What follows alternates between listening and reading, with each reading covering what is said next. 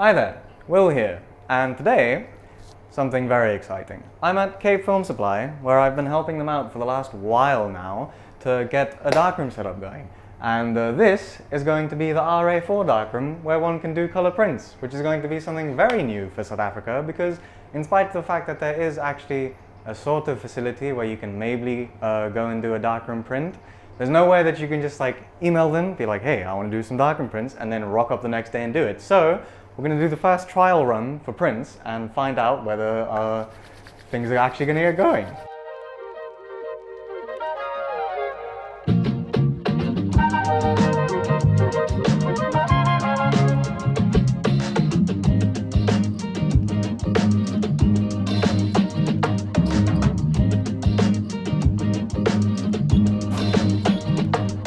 I'm joined today by Chris, co-owner of Cape Film Supply, and he managed to source this lovely Durst printer. So we're going to experiment together and see whether we found the correct gear settings and temperature for what we're trying to accomplish. It's all testing today really, but hopefully we get some prints out of it.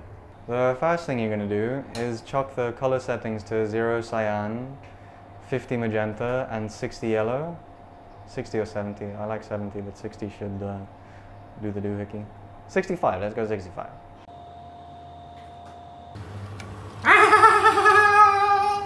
Glorious! So, this is the first print that's ever come through the Durst printer that we've got set up here. The second one with a 10-second base exposures, because we knew to go to 10 seconds from the first little test strip. And then the first contact sheet with those color settings. 12 seconds, 50 magenta, 65 yellow. And we've got this nifty little board here that you can write your notes down on.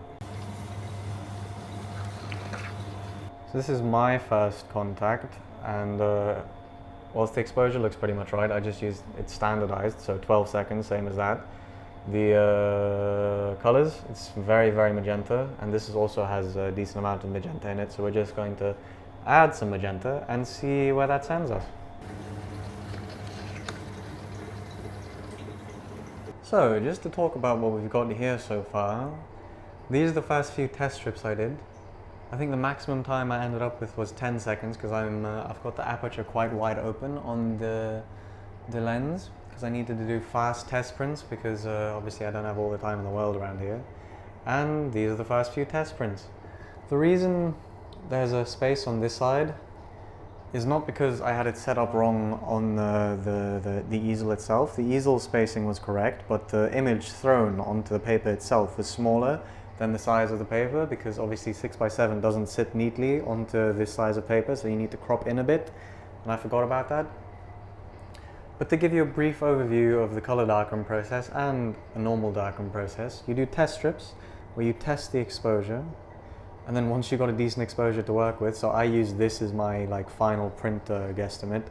That was 5 seconds, this was 7 seconds, so I went for 6 seconds, which is in between this and this, and you can see that this was just a bit too light and that was just a bit too dark, and 6 seconds gave us this, which is really quite a nice print for the amount of effort I put into it. It really hasn't been a very tricky process, more about testing out the print machine, and now I'm going to do some other stuff. And these are the results of a day's worth of printing and testing out this Durst. You can see all the test strips over here. This is the first one, and then the second one, third one, fourth one, to get decently neutral color. I think Chris ended up liking the contact sheet color, which is a bit bluer and magenta, slightly more than the neutral colors in the end, but the final print turned out well. And then these three are a comparison between Fuji Matte, Fuji Crystal Luster, and Glossy, which is interesting to look at. And then a couple of contact sheets from me, and the final print. I spent like 3 years in the color darkroom at university and then haven't been able to print in one again since for the last 2 years because there just weren't facilities available.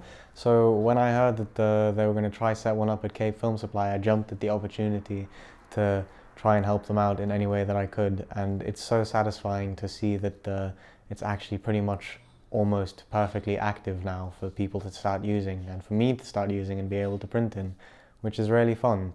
In my print video the other day, I said that I prefer inkjet prints for rendering my work, and that opinion still stands, but there's something about the joy of being in a color darkroom and bringing a print to life with your hands that just can't be beat. I definitely wouldn't want to try and reproduce color darkroom prints consistently because, I mean, like I said in my print video, the color shifts that arise with the heat of the enlarger bulb or slight variations in chemical temperature just would freak me out, really. But for my own personal work and making contact sheets, it's really fun, and I'm really honored that Cape Film Supply asked me to help them out in doing it.